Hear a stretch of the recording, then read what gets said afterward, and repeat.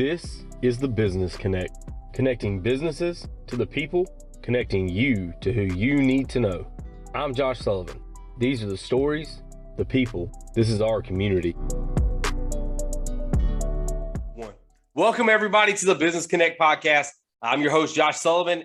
Thank you for those listening on Next Door Radio at 9 a.m. every Monday morning. And for those of you on YouTube, I cannot believe the success. We're halfway to 4,000. We're at 3,500. We're going to blow last month's numbers out of the water. Thank you guys again for your continued support and success. We got some exciting things coming today. My guest, oh man, I know he's excited for this. This is going to be great. So Peter, why don't you go ahead and introduce yourself and let everybody know about your background, your company, and all that good stuff. Peter Velarde, great to be here, Josh. Congrats on your success and congrats on the success of the audience that gets to feel your energy, which I can tell already is quite high. So, gosh, my background, I kind of think of myself as a reformed senior executive turned entrepreneur. It's been a great ride, and I've always believed that the future is always brighter than the present, and feel very grateful for the past to have been pretty good too. So out of college, I decided to jump into the financial advisory wealth management business.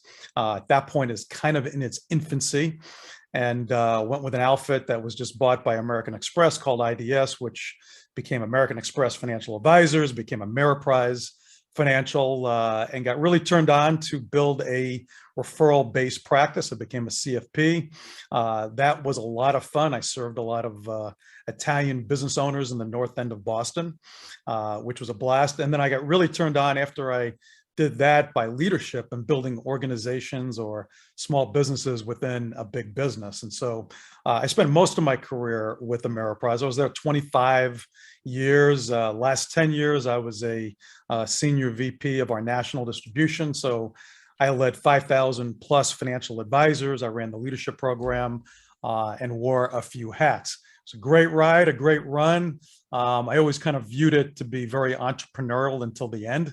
I kind of viewed Ameriprise to be my private equity firm that funded my growth of my businesses within a business. And it really felt that way for a long time. Like most big businesses, it became a really big business. And that's when I kind of planned my exit out of that world to pursue my entrepreneurial muscles. So I retired from that world, 15 years ago now, to really do what my passion is, which is to help others build referral-based businesses and participate in doing that myself. So for about 8 years, did a bunch of M&A consulting, startup consulting, small business consulting, angel investing, became part of lots of businesses as a investor, board advisor, board of directors, experienced some liquidation events along with some of my best friends, which is just a blast, and then got kind of itchy to start my own business. And I said, well, what am I going to do? Where is there a massive void in the market that I can fill with whatever passion or expertise that I have? And so I really explored the referral space because I had witnessed a lot of money being spent on training and scripts and role plays and leadership, but it still seemed a challenge for people. So I said, there's got to be a technology answer to this. And much to my surprise, when I researched this, 5 to 6 years ago, I learned quickly that there really wasn't a great solution that solved the referral problem at the cause, because the problem is behavioral. We know 91% of consumers would refer if asked, but less than 10% of professionals actually ask. There's all sorts of reasons: skill, courage, emotional competence, baggage we all have, but it's mostly human nature, right? So I said, hey, can we solve this? Can we create a platform, a technology, a referral intelligence that can solve the problem at the cause by wiring and automating what would be the key behaviors that humans should do, but just don't do, can't do, or don't know how to do. So that's what we did. We created a company called Refer Me IQ. Fortunate that it has really scaled nicely. We serve all sorts of professionals, small business owners, financial advisors, SMB of all types, everything from a health spa to a software company. We do a lot of work in the financial industry, financial advisors, insurance agents, CPAs, attorneys, real estate brokers. And what we really do at Refer Me IQ is we make it easy for somebody to build the high growth referral-based business everybody wants by applying a system approach to it that automates the key behaviors that most people want to do. So I've been doing that for a while now. I still do a little bit of consulting in the leadership and M&A space, but mostly what I like to do is mentor others, help other small businesses. I'm still a part owner in 20 plus companies, and so try to help them out as much as I can. So that's kind of my story. I'm based here in Atlanta, Georgia. I've got 2 out of my 3 kids working full-time with me to build Refer Me IQ. That kind of happened naturally, organically. You met my son, Nick, as a matter of fact. And that's been a lot of fun too, to kind of experience, lead, be the CEO of kind of a scaling but family type business. The other people on my 10, 12 person team really have all been with me for a very long time. And some of them even transcend my past life to this life and have been with me for 25 plus years, because we have something kind of fun and special going. And so I love to give. I love to give back from, there's been so many people that have contributed to my success. So I love doing podcasts like this, where if I can add some value to others to help them, save them a little pain or experience a little more joy, I'm very happy to do it. So that's my story, and I'm sticking to it. Fantastic. Yeah, I mean, that's really why I wanted you on here was because the whole reason for the Business Connect is to form a community around small businesses and have the small business connect to their community. So it's a perfect fit to introduce you to the followers and to the listeners of this, because really that's what it's about is, hey, Mr. Owner of this small business, like, let's not look at it from a marketing side. Let's not look at it from a sales side. Let's tell your story. Because especially in growing cities like Myrtle Beach and Clayton, my hometown, they're growing rapidly. There's people moving in. They have no idea about that business on the corner that's been there for 30 years. They don't know why people support it. They don't know who owns it. They don't know anything. And so it's like, hey, get out there. Let's get out there. Let's tell your story, your why, and what it is that makes you so special that everybody from your hometown loves you. But all these new people, they're coming and adopting this hometown. They need to hear the story. They need to understand the story. And so something like this, your platform makes it so simple for people to say, hey, listen, you need to go check out this business because this business is fantastic. This is why we love them. And so it really is the perfect solution for exactly what the Business Connect is all about. I love the way you frame that. I really do, because you're so right, Josh. Behind every type of business and an operation, there is a story. There's a story of an idea, story of lots of adversity, story of failures, story of successes, story of timing, right place, right time. It's all part of it. And the more we can learn from each other, it's kind of like when the tide does rise, all boats rise. And I really believe that. And I love this small business community. I always have. It's why I've always been, I've been an angel for probably 25 years, because I love hearing founder stories and owner stories. And I also love entering a game with a midsize where you kind of roll the clock back and hear, well, how did you get to this place? Because, I don't think I'm special. I think I'm slightly above average, but my story all aligns. And I'm a big believer in karma, yin and yang. I'm a real principle-based guy. And I've learned, like gravity, when we align to these principles, good things happen. If we woke up one day and said, hey, Josh, today I'm going to go against gravity, that could be a painful day, right? And so what I've kind of spent my life doing is discovering principles that I could align my businesses and life to, and then share those with others, because it just makes everything go in a more favorable way. So thanks for the framing, and it's great to be here with you, and thank you for the invitation.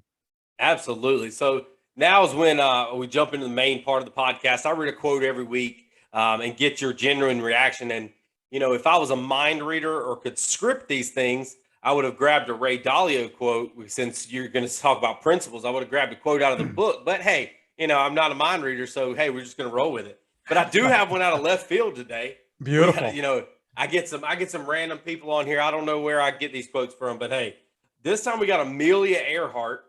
And Amelia Earhart said the most effective way to do it is to do it. So just want to get your reaction to that quote, how it relates to business, how it relates to success, and just kind of get your insight. Yeah, man, I've heard that quote. I love that quote. I may have even quoted that quote. So the greatest failure that anybody has is inaction. In fact, the cost of inaction, COI, often is much greater than ROI. So I'll start by saying that it's human nature not to take action. So you have to be a contrarian internally with that, just like everything else. So, our kind of family mantra is that, we zig when everybody else zags, because most people are reactive to all the events in their life as opposed to proactive, realizing they have a choice. And what most people just don't understand yet, at some point they get it, is that we also control our ability to take action. And it's probably just as important, and we can explore this as deep as long as you want. But kind of the headline of my reaction would be, yes, Amelia, that is true. And like if we all had a logo, it would be something like Nike's that says "Just do it." The problem with that is there's so many things that get in the way of just doing it. If we could just do it, we'd all accomplish everything in our life and our business that we set out to do. But, and I know you can relate to this. How many people get up in the morning? Maybe they've gone so far as to have some weekly planning where they've got a weekly to-do list. Maybe they have gone so far as to translate to even more structure of a daily to-do list. And then all of a sudden you get up and you start doing things and you realize you didn't get done everything on your to-do list. Some things intentionally, some things non-intentionally. And then we feel this set of emotions of guilt, failure, whatever it is. And this cycle repeats itself to the point that it becomes like a thermostat where people's self-esteem goes down and our performance goes down. Self-esteem goes up if you do more of the things. And so we become like these puppets of, if we're able to get shit done, get stuff done, we feel good. And if we're not, then we don't feel good. So taking action is fundamental to our joy or our pain in life. So there's a lot to that, but the main reason why people don't take action is all between our ears. It all has to do with self-limiting beliefs, fears, conditioning, all of that. And we can unpack that over 8 hours if you want to. And the fundamental thing that gets us to take action is human nature. It's that it's the perception that there's more pain associated with not taking action than there is the pain of taking that action. So whatever fear we have, I'm not going to do a good job in this podcast, or I'm not going to sound great, whatever it is, let's take the task of being a guest on a podcast, because it's relevant today, right? A lot of people have fears of doing this, but the fear, if that's more painful than the fear of not doing. So what successful people do, it's a constant battle, Josh, of trying to create an environment in your mind that says, hey, the pain of not doing it, I'm going to feel so crappy if I don't do it, if I don't step up. The pain of that is much greater than the pain of doing it, so I just do it. Last thing I'll say about it, and then ask me whatever you want, is this is particularly relevant to anybody who has fitness goals, right? Whether it's a diet or exercise. So how many times have we heard people say, this is the year I'm going to get in shape, right? And so they say they're going to do it, but they can't get themselves to just do it. So they go through that whole cycle of mental gymnastics. Whereas people that have been doing it, like me, maybe you, maybe, perhaps others, somehow in our minds, we're able to take and create the grid of pain and pleasure, and then translate it to habits that then reinforce themselves. And over a period of time, it becomes harder not to work out than to work out. So I've studied this topic for a very long time. So I'm glad you led with that. So I'll kind of shut up and let you ask me some questions. No, so I think that one of the pieces that gets missed in this quote is the effective part. Because, we all think like you said, human nature is pain and pleasure, right? You kind of want to, of course, you want to avoid the pain. You want to go towards the easy things, the things you know are going to be easy. So we want to, those things that we think are going to be harder, those things that we think are going to be painful, whether it's cold calling, whether it's approaching someone new for a business opportunity, whatever it may be in your business, it's that pain point, right? I think that a lot of the times we'll take and we'll try to research and research and research and research and research so that we can try to get it to be less painful. We're like, oh, it will. If I can find the best cold call script on the planet, I'll be more successful at it, and it won't be so difficult. If I can find, oh, let me go on YouTube and find the people with the best personalities and how they approach people, and that'll make it easier for me to go network with people. And always would rather take the time to learn how to do it, and learn is a general topic there, a general term there. I think that that's the piece that gets missed, is the effective part. We're like, oh, well, it'll be more effective if I go and do this. It'll be more effective if I learn how to do it properly. But really, the only way to effectively learn how to do it for yourself, because listen, blanket advice is blanket advice, and it's not going to help you. You can't type in Google, how does Peter make cold calls better? It's not going to tell you, because it doesn't know who the heck you are. So the only way for you to get better at it is for you to do it. Yes, you can learn about it. You can, try to optimize it. But if you haven't even tried it yet, then you don't know what to optimize, because you don't know where your weakness is. Yeah, you're absolutely right. That word effective is interesting, right? And it is a powerful piece of that quote. And effectiveness means different things to different people also. So it really comes down to how much you value effectiveness versus action. Some people value action over effectiveness. There's a lot of people that operate in the world of asking for forgiveness as opposed to permission. Take action because they understand the world of test and learn. And then there's people that are just the opposite, right? They want to figure everything out before they do it, and they get paralyzed, especially if there's too much information to consider. So for sure, effective is important. I think of a few kind of models or frameworks that may be helpful to your viewers. One is the difference between efficiency and effectiveness, because you can be efficient, do things in less time, but they're not necessarily effective. You can do things effectively, but do them over too long a period of time and need to create a box to create some urgency. So there's always this yin and yang of the balance of effectiveness and efficiency. So that's kind of one lens. The other lens is, to your point, take the cold calling example you use, because it's a really good one, because there's always lots of fear and emotions associated with it and all sorts of skill levels, right? So, gosh, when I think about that, I think about skill and will. So there's the will to do something, the motivation to do something, and then there's the skill to do something. There's a whole concept that was taught years ago called situational leadership, that takes skill and will, and with that you apply a readiness to a task, and then a leadership style that best helps somebody get through the learning curve of that task. So what's important to effectiveness is to kind of, I think, for a business owner, to kind of define that for themselves. What does it mean? Maybe rate yourself on a scale of 1 to 10, and then to search for models. One of the things I've done my whole career, and I'm accused of this often, is that I'm always in search of a model that in a situation, you can just take the model off the shelf, apply it, and become more effective. Whether it's leadership from a leadership perspective, which I've taught and studied my whole life, or whether it's, how to make an effective cold call, to use your point. There are models for everything. There's success for everything. And the most effective way to get where you want to go, that's also the most efficient, is to take a model, apply it for yourself, test and learn it, and then see how it works for you and adjust it for you.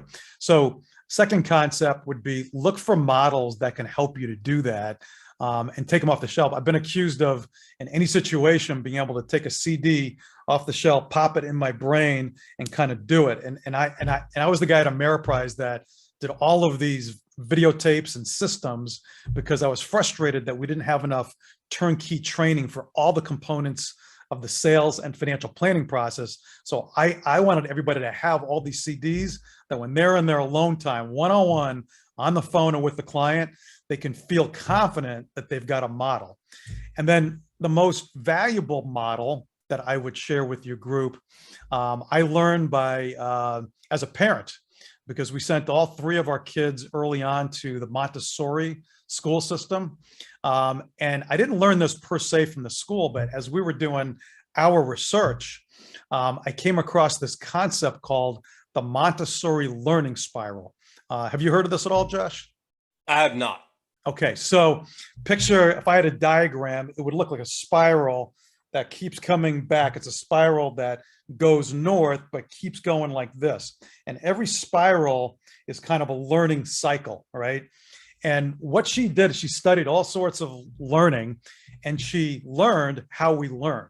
And once she was able to understand how humans learn, in fact, it's true across all mammals, but we'll take a human because that's who we are. So the idea is, man, if we can put some structure to how we learn by being more consciously competent of that, maybe we can accelerate it. So maybe we can help a business get someplace in 2 years that they would have gotten in 10 years or 15 years.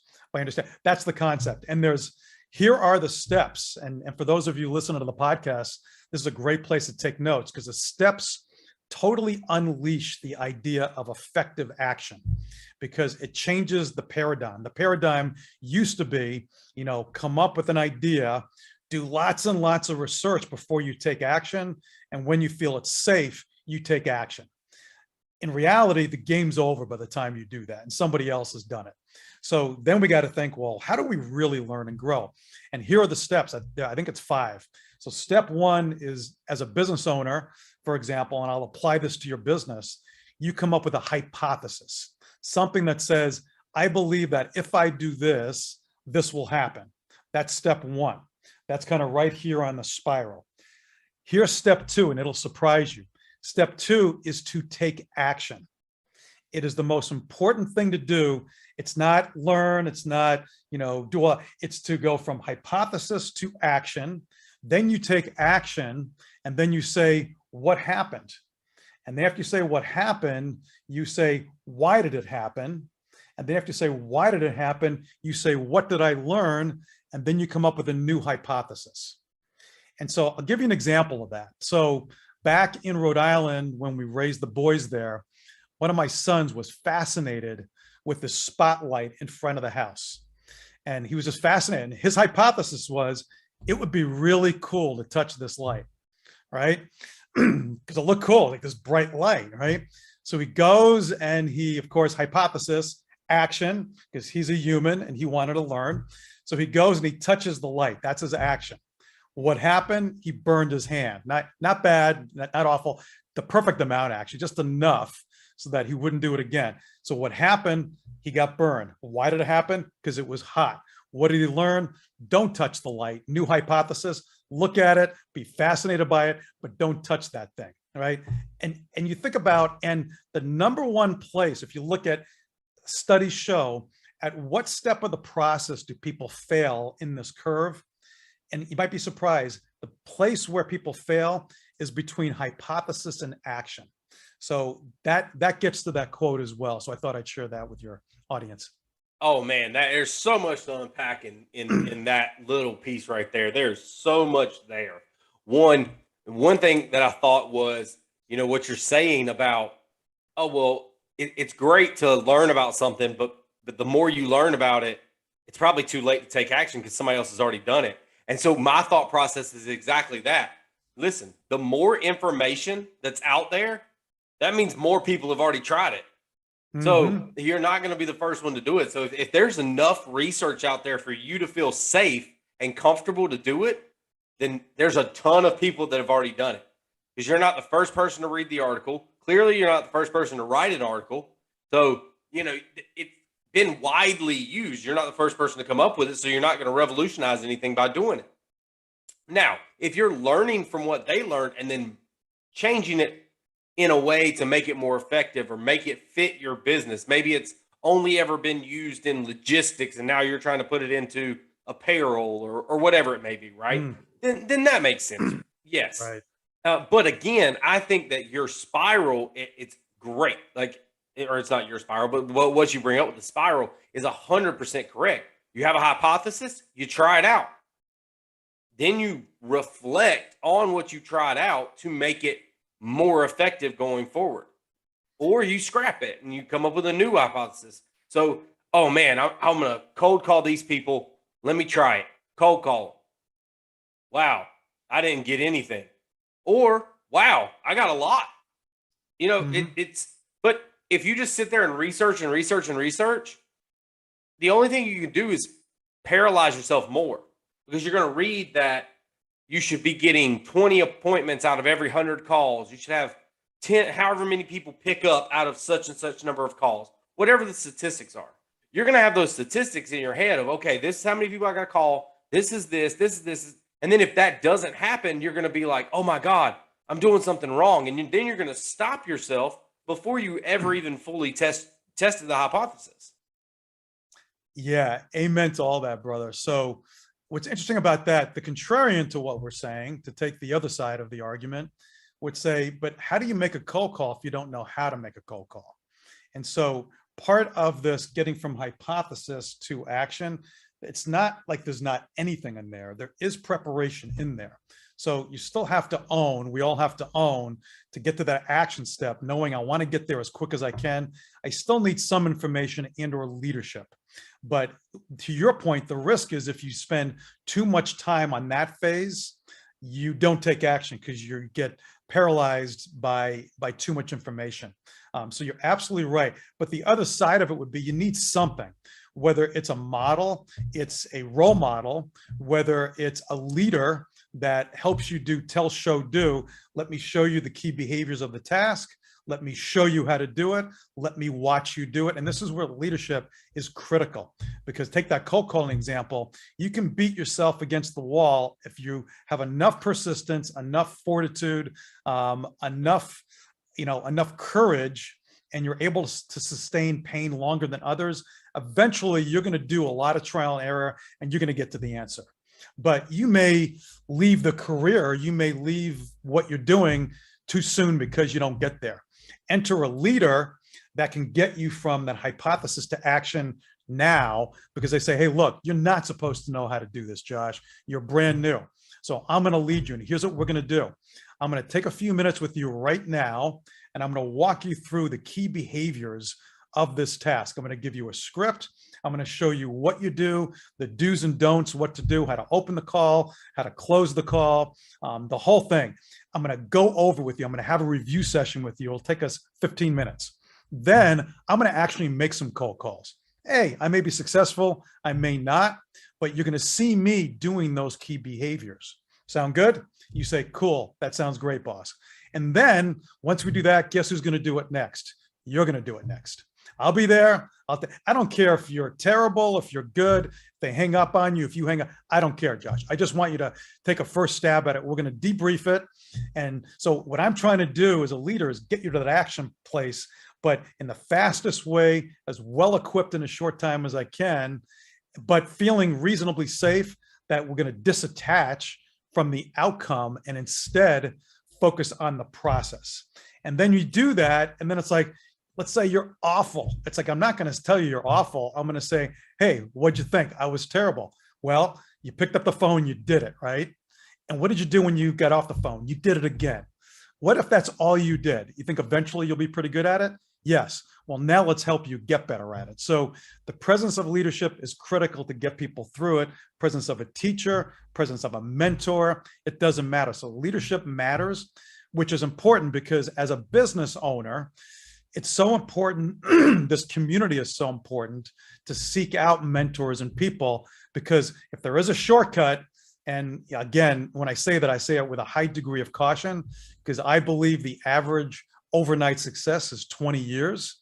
But if there is a shortcut, the shortcut is to open yourself up to mentorship, to leaders, to coaches, to board advisors, that you can steal their models as a way to get you to take action quicker in the presence of difficulty or fear or emotions. Does that make sense?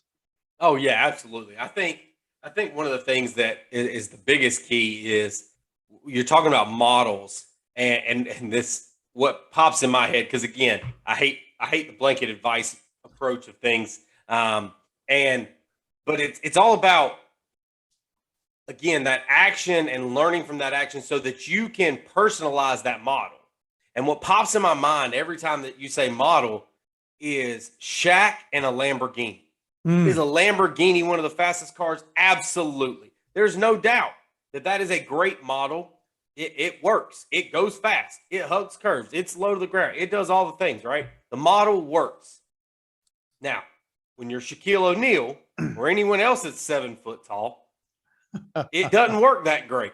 Now, I think that at one point Shaq had like a custom made one where they stretched it out, but he's now older and his knees don't work very well. I don't think mhm, Shaquille O'Neal is getting in and out of a Lamborghini very quickly right now. right. He prefers the higher truck, right? So, and of course, that's the most opposite example of what we're talking about, but that's what it is. You have to get it customized to fit you. And if you don't know, if you don't take some sort of action, if you don't try it, you don't know how to customize it.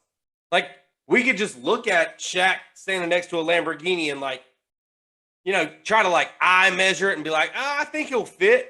No, it doesn't work that way. He's got to try to get in and then we can figure out how to modify it from there to figure out what works best for him. Yeah, that is so true. That's such an important point. And that's why something never works for everybody, right? So it's all about that. And I think about when we used to train thousands of financial advisors or any organization I've been part of or led where we had to onboard people that were talented and help them get to the finish line of being great at their jobs and enjoying it. That is a huge chasm to cross. But when we did that, a big part of what we did is we created playbooks for everything because it's so important to scaling any organization. Excuse me, is to create playbooks and things that that if you take the person out and plug somebody else in, there's a playbook for the next person to use so you can scale your organization. And so when we give people playbooks that has this is what you do, this is the CD, this is the framework, this is the model. The issue is we're all human and we're all different. So how do you get that playbook to come alive and sound and feel like somebody else, especially when there's scripts involved, right? So the three types of so what we strived for is kind of three levels. And so and if you can achieve the third one, you're there. So the first one was just plain memorization or understanding. So just even understanding what you're supposed to do and maybe being able to spit back the script without seeing it. That's just the first thing. That will work to at least get people in the game. The second place, though, or the second phase or level is to be able to situationalize it. So to be able to take the model, and then when you're actually talking to another human, to be able to ask questions, listen, etc. So to be able to actually situationalize it to the client. So, if I'm talking to, if you're a cleaning company, and your client is, the manager of the real estate, you're going to talk about it one way of what you do for cleaning versus if you're talking to a mother or a father about how you're going to clean their house. So it's very important to go to that phase. But the third phase gets at what you're talking about. The third level is what's called integration, where it's actually integrated in your value system. So your values come out in what you say. So you sound personal, you sound authentic, and you own your messaging. It doesn't have to be exactly what the script is at all, but the script gives you that starting point to get you in the game, to give you a baseline. But then we've got to be able to know it so well that we can situationalize it and then integrate it with the situation so we sound personal, authentic, because nobody wants to listen to people reading a script or a teleprompter, even like a podcast like this. If I had notes and I'm trying to read off the notes, I'm not going to sound like me, for all the flaws we all have and all the goodness we all have. So that's another way that I think about this too, Josh. Oh no, you're exactly right. It's not, and of course, there's the plug and play, of a human into a system. Again, it's not going to work for everybody. That's why every pitcher in the major leagues doesn't throw the exact same way. Every golfer on the PGA Tour doesn't swing it the same exact way. Are there some that have very similar characteristics? Yes, but not everybody does it the same way. Like, that's the thing, is there's so many examples of success and scalability out there. And, you know, when we're talking about scalability, what people talk about is, oh, you got to duplicate yourself. How do you duplicate yourself? Well, of course, you do that with systems. However, you do have to understand that there's different types of people in the world. And so that's what, like you said, different CDs, right? Different models. It's like, you're a classic rock guy. Let me grab the classic rock CD. Here you go. Oh, okay, you're a hip hop guy. You got to grab that CD down, right? So you have to understand, to be an effective leader, you have to understand the person that's below you, or the person you're working with. What is going to make them the most effective? What is going to make them the most efficient? What is going to get, so like me personally, I know that the prospecting and all that stuff is not going to be my strong suit. That's not where I need to spend my time. My time is face to face.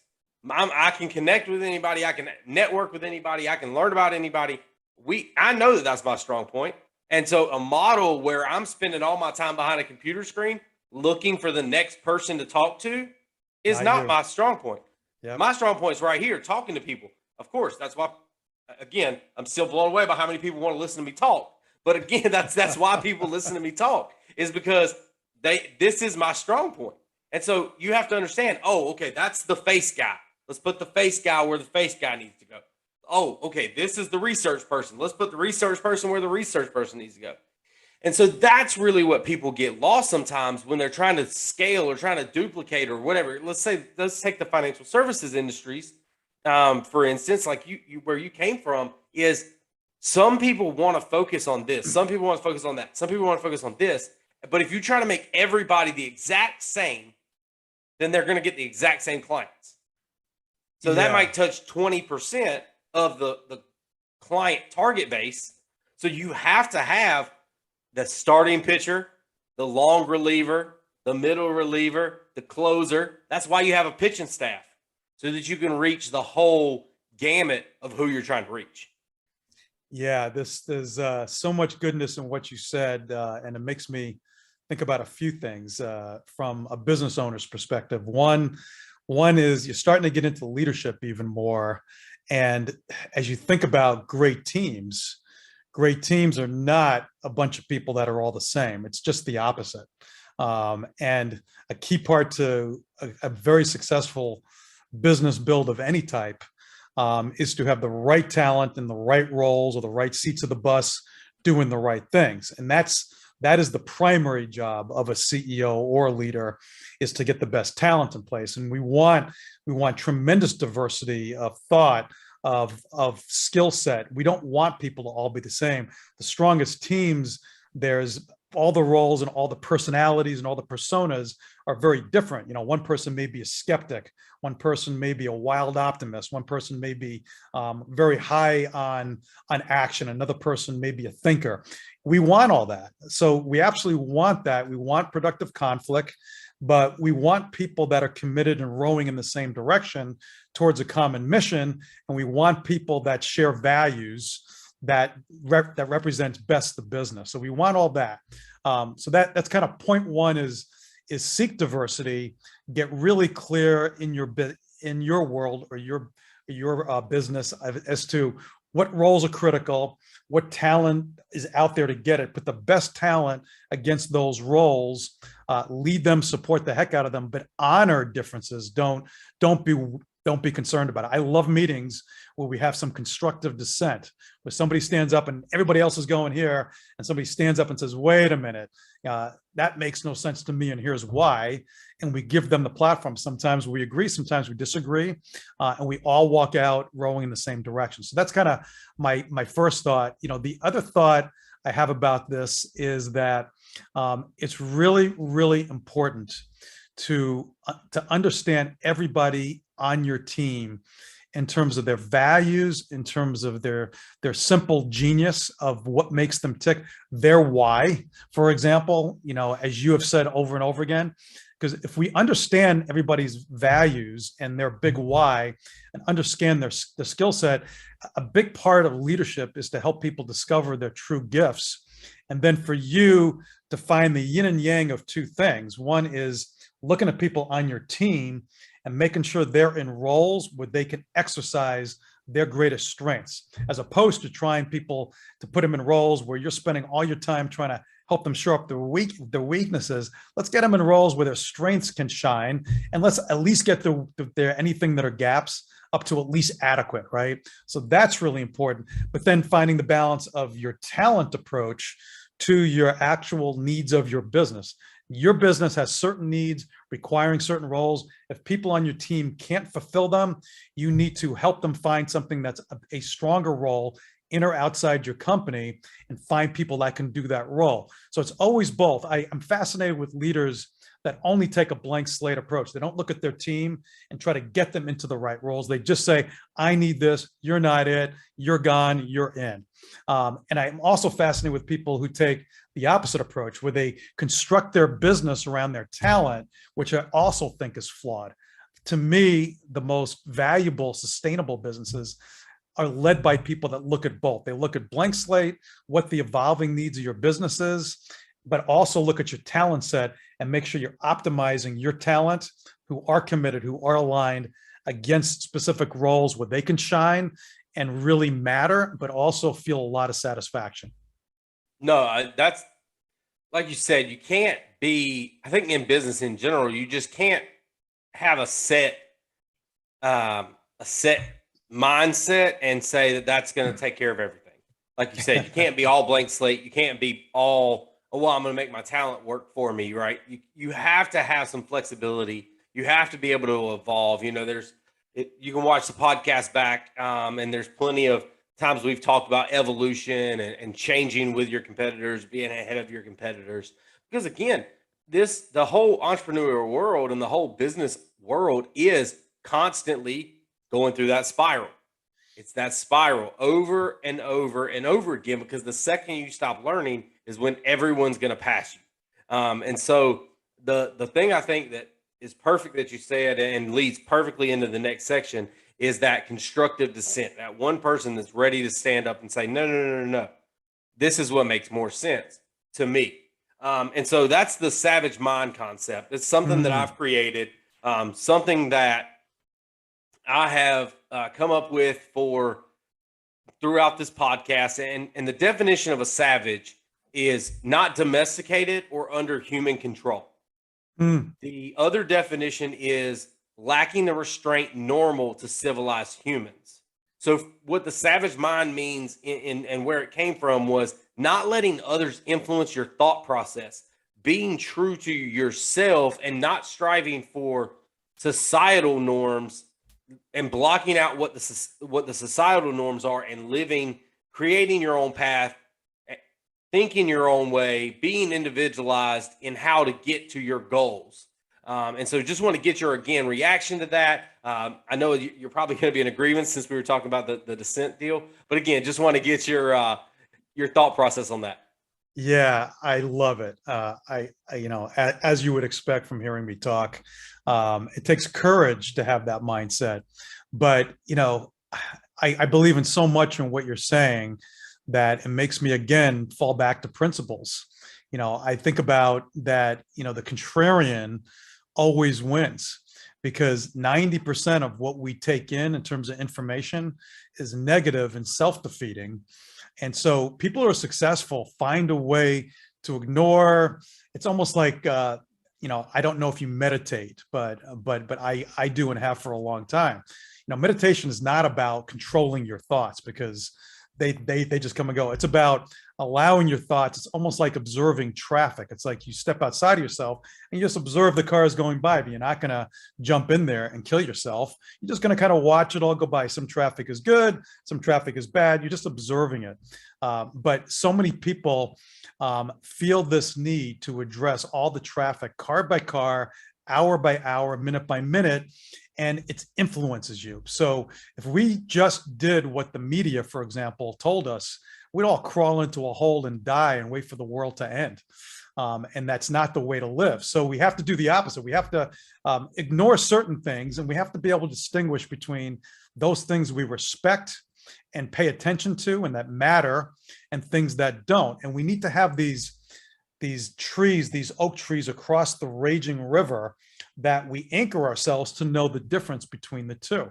There's all sorts of quotes on that that I won't get into, but the concept is that to be that savage mindset, to be that savage, you have to make the decision, the choice to, first of all, become self-aware, to know who you are, what your values are, your big why, and stay true to that. That's one. And then second, have the curiosity to investigate life principles enough to believe them, align to them, and teach others them. So for example, one of the life principles I've learned is simply the whole concept of, the Eastern concept of yin and yang, having the right amount of chaos and order in your life. And when things are feeling too comfortable, time to stir it up. If things are out of control, time to put some structure to it, and living on that line in the middle of the two. That has saved my butt more times than anything. My wife and I, about every time we feel like we have everything under control and life is good and we feel great, one of us will say to each other, we need to do something to mix it up. We need to do something different. We need to do something disruptive. And we've done that. We've got all these things in our past that I can share at some point about all these decisions that we made to do that. So, you couldn't be more right. Having that decision, making that choice to be a savage, doesn't mean you hurt people. It's just the opposite. It means that you're making this commitment to being curious and fully exploring both things, both goalposts. If you want to kick the ball through the goalpost, use a sports side. It's goalpost one is I got to continuously investigate my own journey, what makes me tick, my why, my values. And to the degree I can live in alignment with that and be authentic, good things are going to happen. And then the other goalpost is outside of me, I'm just a speck. We're all hurtling through space at 80,000 miles an hour. Who are we? We are everything and we are nothing at the same time. So exploring, okay, well, if that's true, how do I make some sense of that? Well, there are principles. The universe teaches us that. The greater powers, whether you believe in God or not, there are instructions. Nature is a math formula of everything. There is a formula. These are principles of life, and we would discover them and align to them, really. So those are the goalposts, those are the anchors. And if we have those two things, man, we can rock and roll, right? We can be ourselves, we can be authentic, we can be a savage, we have more confidence. The problem is people hesitate to be a savage, Josh, because they don't have that. And they have all these fears and traffic and cars in their minds, and it paralyzes them. And that's just, as they say, a damn shame. I've never heard anybody put it that way of, I don't meditate in that sense. I do, I'm an avid outdoorsman. So, of course I live in the quiet there, and just kind of take things in and kind of live in the moment at that, and in those points in time. And so, but I've never heard anybody reference the traffic idea of your thoughts. People feel like they've got to get into every single thought instead of just letting something pass them by. Right. Like, and I think that is so insightful. And I think that's something that people really do need to understand, that, hey, listen, recognize a dangerous thought and recognize a productive thought. If it's a dangerous thought, let it pass by. Cool. Goodbye. If it's a productive thought, great. You can still notate it. Like, man, again, let's go back to the cars, like traffic, right? You noted that you saw a really nice car go by. But did you stop them and say, oh my gosh? But then later, not letting it distract you from what you do. If you were like, man, that car was so cool, I got to figure out what that car was.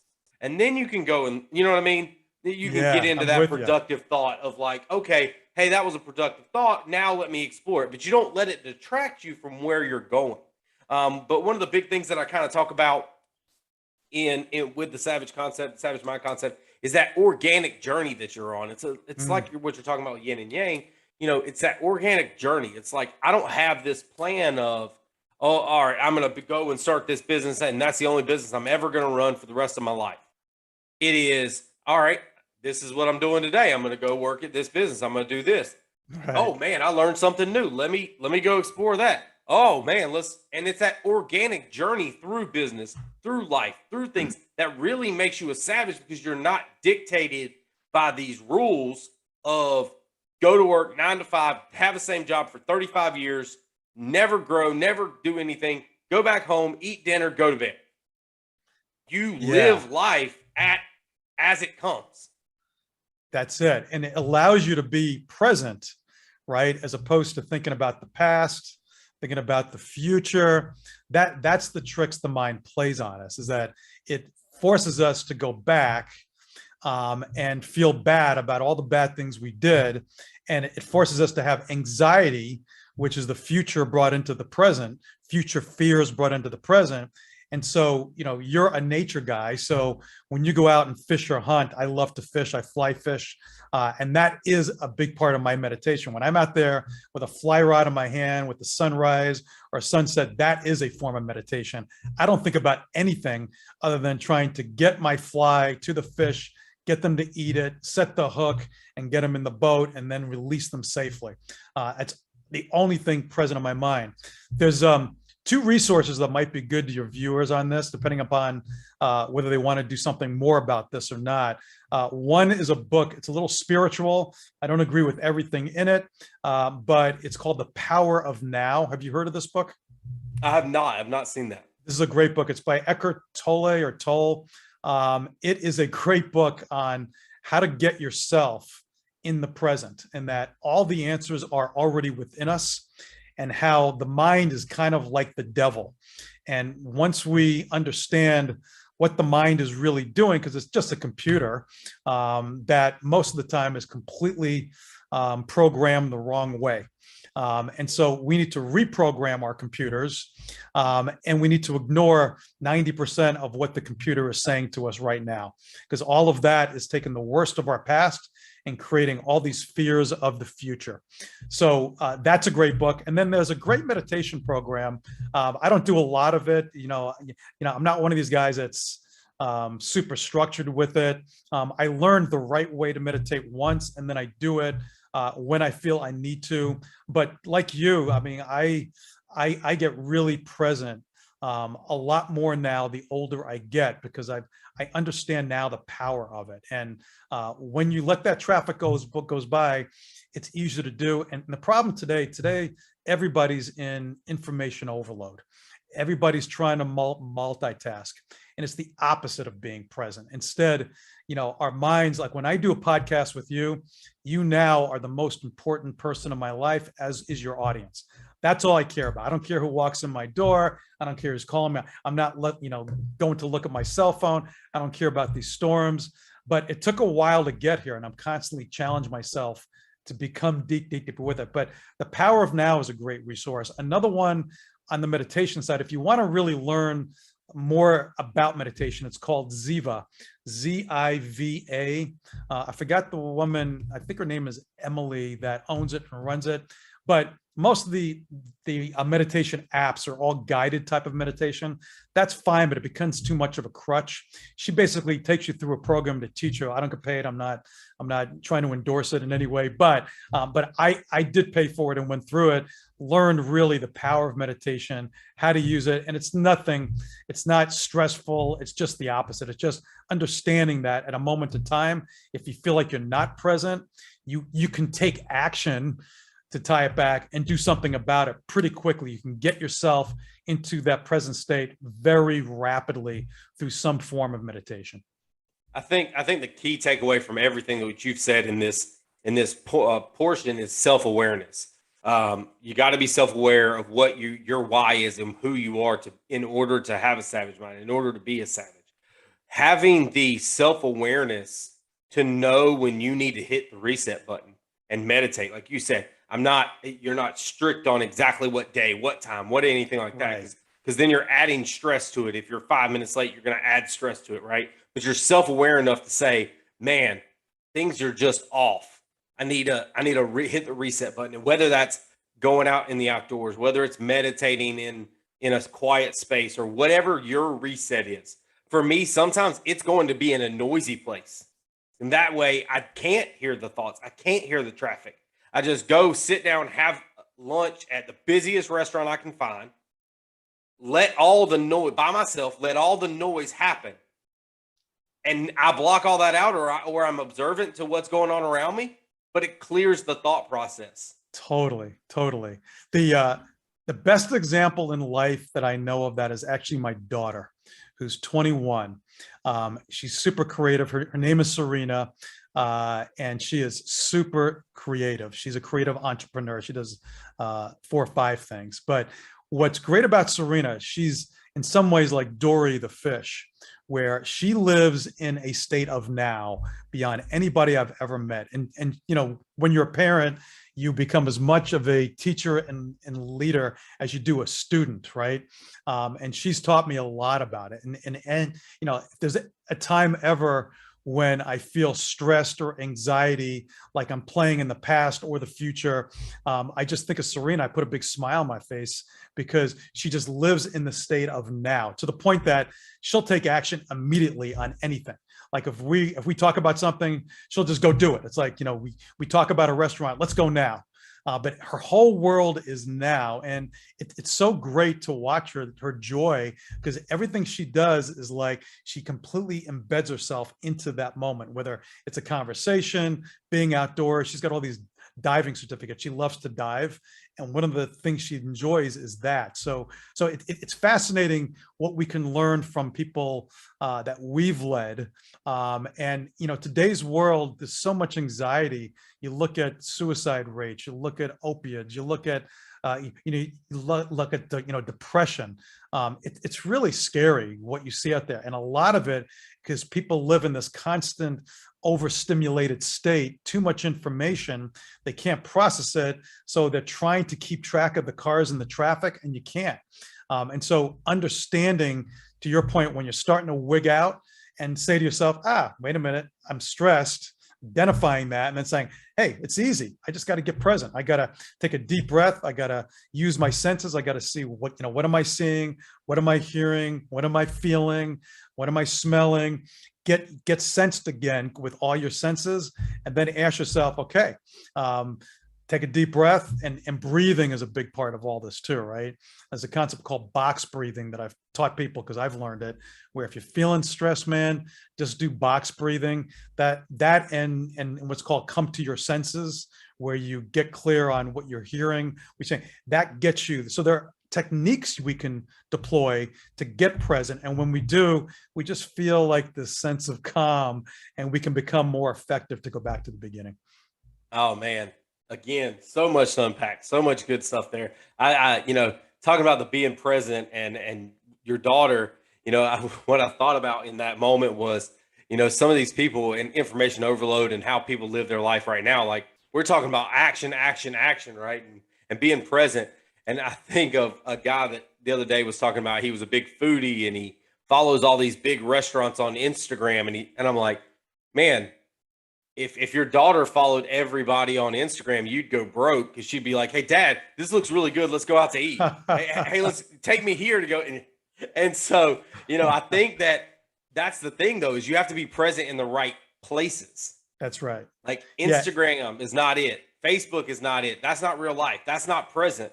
People think that that's present because they think they're connecting to more people, but that's not present. And yes, this is virtual. Yes, this is digital, but I'm looking at you, talking to you on the other side of this computer. It is present. It's not just scrolling through and seeing the good parts, seeing the highlights. This is a real conversation about real topics versus, oh, hey, let me put the best of the best out there for only these people to see. Same thing with the models that we talked about earlier, right? These people did not write these articles about their model on the first go round. No. They tried it and tried it and tried it until they perfected it. And now they're going to sell it and make money off of it because they want compensation for the time they put in. Yeah. And let's be clear, none of this is easy, and none of us do this all the time. So we all fail all day long at lots of things. I have my to-do list. I hardly ever get everything done on my to-do list. And there are things, in my life that it's like, that are the hard things that maybe involve some conflict, rejection, that I've put off at times too, just like you have, Josh. We all do it. So it's not about perfection. It's not about 100%. It's about, you make 150% commitment to it. But if you can be 80% on a day, you're like a rock star, right? So we're all working through the same journey. It's just it comes with being a human. It's all really hard, but successful people fight the good fight. Successful people find a way to take action more often than those that can't find a way to overcome all that. So the juice is in the action. Always has been, always will be. All animals operate on instinct. They need to take action to survive. We have this extra benefit of being a human, that we can exercise judgment. That can be used to help us, or it can be used to kill us. So because we can become paralyzed and not take action as a result. So harnessing that is really hard. All this, we're talking about it. I can talk about it because I've had enough time to go through this in my life. But, if you had this conversation with me in my 20s, you wouldn't be hearing all this stuff from me. As much as I had great people who led me, and I was self-taught as well as great people taught me things. I mean, this is a journey, and people can learn from people like me, just like I can learn from others, but it still doesn't make it any easier. We all have these hangups, we all have baggage, and to be able to let go of that stuff and just be present is no easy task, but it's worth the fight. I think you just gave me a new tagline for being for the savage movement, savage mindset is, about the animals act on instinct and humans have judgment. So to really be a savage, it's that line, walking that line between instinct and judgment. And I've told people in the past, like, for me, I hate preparation. Like that, that makes me anxious. If I was to go to do a speech and I'm writing a speech down and I'm looking at it and I'm trying to memorize it and all that stuff, that's going to stress me out. But if I just get up there and be me and be reactive to the situation, I know I'll kill it. I know I'll do a great job. If I get on a podcast and I got 27,000 notes that I want to go over and this, that, and the other, and I've researched the person, whatever, I know I'm going to be nervous about it because I'm going to want to get everything. But if I just jump on, have a conversation, and be reactive, I know that it's going to go well. It's the instinct. But yes, you have to have that judgment as well, because you can't just always act on instinct and have no filter, because at some point that's going to get you into that traffic. Yeah, that is the yin and yang. Reactive. Yeah. Yeah, you described that perfectly. You described the yin and the yang. So many people over prepare, right? And I think that's one of the differences between business owners and entrepreneurs compared to the corporate world. Corporate world is so much decks and outlines and preparation and meetings. And they miss that gut instinct part of it. So you have some people that find a way to break through it and act like an entrepreneur or an intrapreneur in some cases. But there's so much freedom and pain that comes with being an entrepreneur, but people that are able to find a way to be authentic and to live right on that line between order and chaos and get themselves to take action, just win and win in a big way. And people that, remove the lid that society imposes, your corporation, your boss, when you can remove that lid and say, hey, everything I want, need, desire is in the universe. I just got to go out and get it. And I got to do it by adding value and making contribution, not by expecting it to be handed to me, which is a principle. It's the farm theory, right? But man, when you can get rid of that lid and just start doing things as opposed to planning everything out. I was guilty of that, Josh. I used to over prepare for everything. And the outcomes were never as good. Like this podcast, I had no idea who you were. Nick said, can you show up to a podcast at 4:00? Right. Normally I do a little bit of research, but I didn't know anything, but I've enjoyed the heck out of it today. You're an excellent podcast host. And I love your process that you go through, because you throw things out that are totally fresh to get my sincere, honest reaction to. That's much more fun than you send me 5 questions to answer and I script it out a little bit and then share some stuff with your audience. This is much better, man. I appreciate it. And again, This has definitely been an excellent episode. I can't wait to have people listen to it and react to it because there's so much to unpack. There really is. There's so much insight. You gave us so much stuff to think about. And again, I just want to thank you for coming on today and giving us your time and giving us your thoughts. And, I know that everybody's going to love this. So leave us with one final thought. Yeah, one final thought would be discover your why as soon as you can and keep investigating it. I'll leave you and your group with a quick story. So it took me a while to find my why. I always knew I wanted, in some shape or form, have a mission statement of making a difference. But a quick story that I learned as a teenager that helped cement my why.